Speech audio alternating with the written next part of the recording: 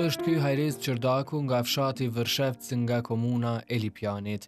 Kjo është ferma e tij, e pastur me kope delesh, dhi, pula e deri tek gjelat e detit. Edhe pse një fermë improvizuar nga vet ai, karakteristike e saj është dashuria dhe përkushtimi që tregon për secilën kafshë të tij.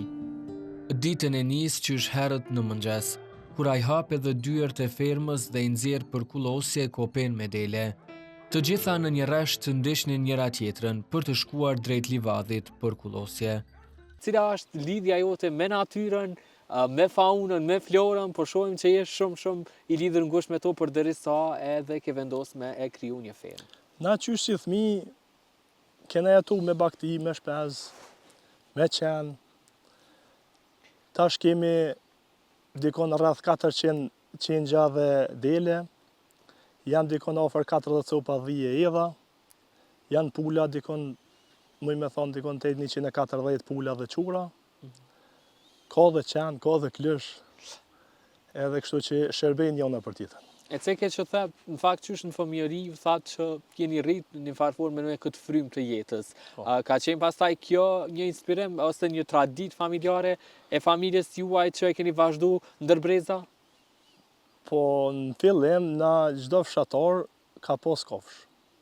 Me ato ka mbjetu. Prej atojt, tanaj prej pandemisë e tek nena, kena kalu me numër më të madh. Kemi kalu si fermer taman. Në vitin e parë kom kalu me 100 copa krer dele.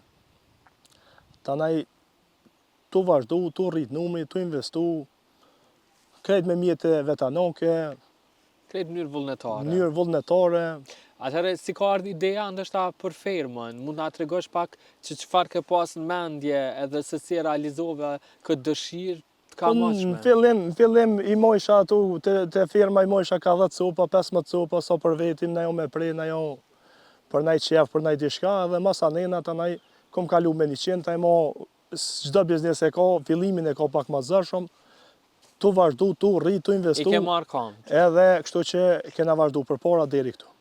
Janë këto dele që japin fshatit një pamje edhe më të bukur piktoreske, e sidomos tashmë kur stina e pranverës ka ardhur dhe natyra ka qelur. E këtu Hajrizi mbush mushkëritë e tij me ajër të pastër, sepse është natyra, një terapi e mendjes dhe shpirtit të tij.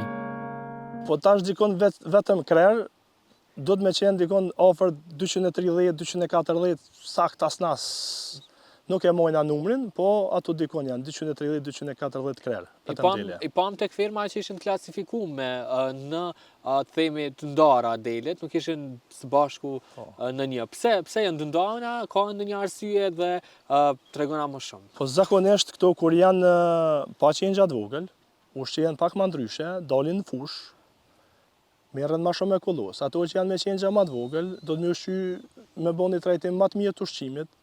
Është pjesa tjetër e qengjave që tash të veç e ka arrit peshën 30 kg deri në 40. Ata tanaj ushqehen vet, edhe kështu që shkon të je seleksionu pjesën pjesë, edhe të i pregadit ushqimin më të veçantë.